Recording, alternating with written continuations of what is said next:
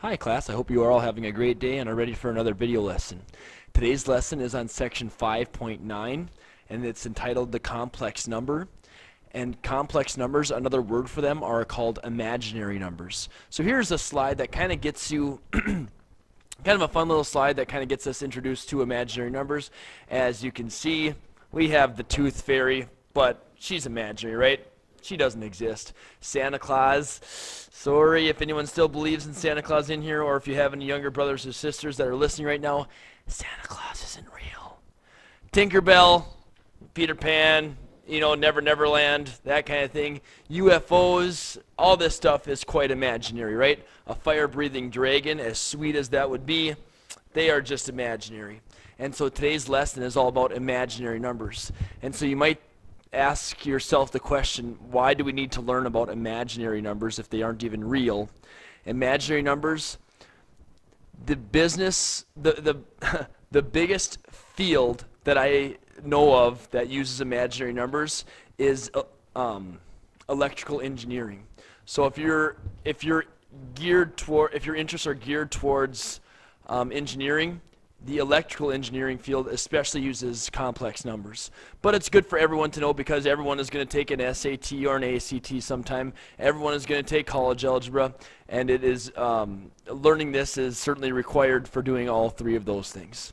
So what we've always known is the square root of a negative number cannot happen. So like the square root of a negative 16, that cannot happen. We can't do anything with it because there's no such thing as squaring a number that gives us something negative. Because 4 squared and a negative 4 squared both get you the positive 16. So there's no such thing as taking the square root of a negative number. Until now, well, I guess until the 1500s, when Descartes realized that, you know what, we can do more math if we just call the square root of a negative 1 imaginary. And once he said that, now there's many more applications that deal with this concept. So the square root of a negative 1, we're just going to call it I. I standing for imaginary. So whenever you see the square root of a negative number, it's imaginary. It's not a real number, it's imaginary. So as we go on with this, we have the square root of a negative 25. This is number 1. Up to this point in your whole mathematical career, you haven't been able to do anything. Until now. Now you can. You can break this up into two numbers that you can take the square root of. You can take the square root of 25, and you can take the square root of a negative 1. Isn't a negative 25 the same thing as 25 multiplied by a negative 1? Hopefully you say yes. So now, what can we take outside the radical? We can take out the square root of 25, which is 5, and we can take out the square root of a negative 1. What is the square root of a negative 1? The square root of a negative 1 is I. So we have 5i. And this is our answer for number 1. The square root of a negative 25 is 5i. Moving on to the next one. This breaks up into a positive 16 multiplied by a negative 1. So the 16 comes out as a 4, and the negative 1 comes out once again as an I. So 4i is our answer for number 2. Moving on to number 3, the square root of a negative 50. This one, once again, we're going to split the square root of a negative 50, or split up that negative 50 into things that we can take the square root of. Factors. It's 25 times 2 times a negative 1. All three of these together make that negative 50. So then we take things out of the radical that we are able to take the square root of, such as 25 and such as a negative 1. The positive 2 stays inside the radical. So for number 3, the correct answer is 5i square root 2. The 5 came from the square root of 25, the I came from the square root of a negative 1, and the 2 is left underneath the radical. There's our answer for number 3. Number 4, why don't you guys pause the video, try that one on your own. Number 4, hopefully you split this up into 3 times 9 times a negative 1. We can't do anything with the 3. However, the square root of 9 we can do something with. We can pull that outside as a 3. The square root of a negative 1, you can pull that outside the radical as an I, and you're still left with the square root of 3. So 3I square root 3 is the answer to number 4. All right, moving on to something else now. We were in this imaginary world, right? And now we got to get back to the real world again. And so here's how we do that. The square root of a negative 1 equals I. Just work through this with me once, class. If we, just rewriting this, the square root of a negative 1 equals I. If we were to square both sides, I'm not changing anything, because if I do something to one side of the equation and I do the same thing to the other side, I'm not changing anything. So if I were to square both sides, right, I would say that this cancels, the square root of something squared, these cancel, and I just get what's left underneath the radical, which is a negative 1. And then if I were to square I, it's kind of like what's x times x? It's x squared. What's y times y? Y squared. What's I times I? It's I squared. So I times I is I squared. And this is how we can go from the imaginary world and get back into a real number, which is an integer of a negative 1. So that's another thing that you might want to write down at the top of your notes. I squared equals a negative 1. So I think it'd be a good idea to maybe on the top of your notes put something like this. The square root of a negative 1 equals I, and I squared equals a negative 1. That would help you keep some of these properties straight. So I squared equals a negative 1. And you get I squared by multiplying an I times an I. That equals I squared. So for this next one, we have a negative 3I times 2I. You multiply the coefficients by each other.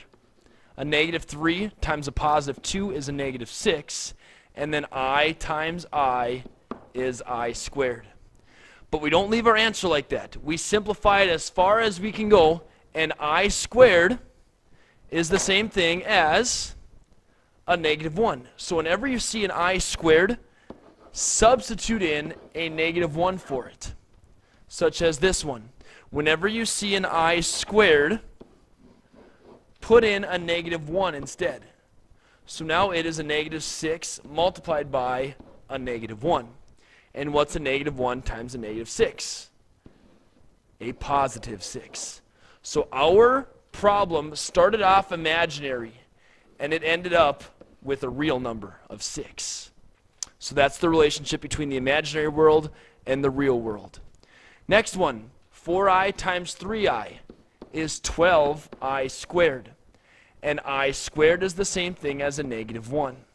So 12 times a negative 1, negative 12 is the correct answer for number 6. Number 7, this can be kind of tricky. Class, I'm first going to write down what you are not supposed to do. So put down your pencil, do not write this down.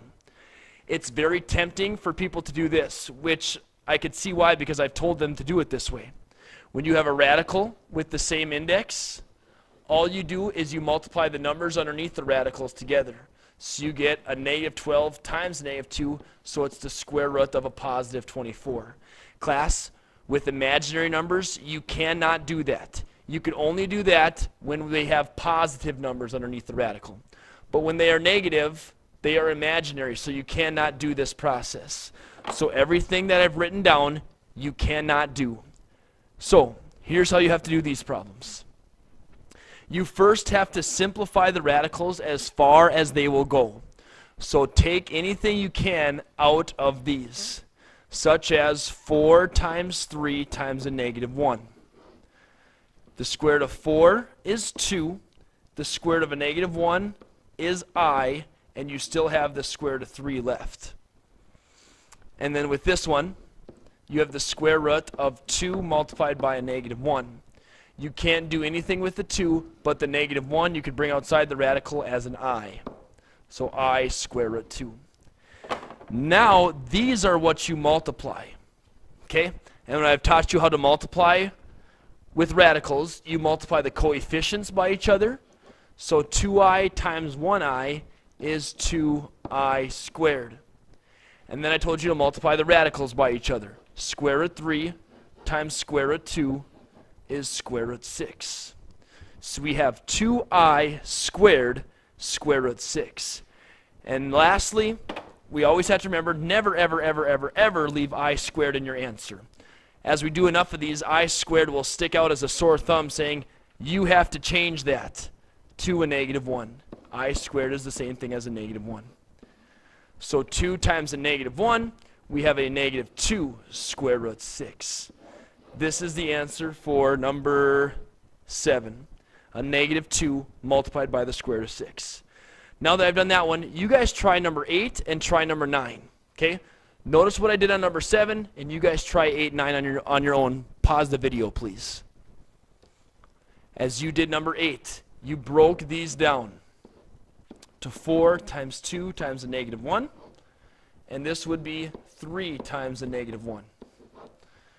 The 4 comes outside the radical as 2, the -1 comes outside the radical as I, and you still have the square root of 2 underneath.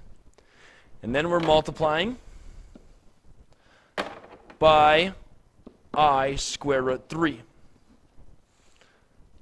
So 2i times I is 2i squared, and the square root of 2 times the square root of 3 is the square root of 6. And then this I squared is the same thing as a -1, so it's 2 times a -1 times the square root of 6, or a -2 square root 6. -2 square root 6 is the answer for number 8. And finally, number 9, the last problem on this video, a negative square root 27 times a negative square root 9. Whenever you see negative numbers underneath the radical, think imaginary. Change these into i's. So it's going to be 9 times 3 times a -1, which is I.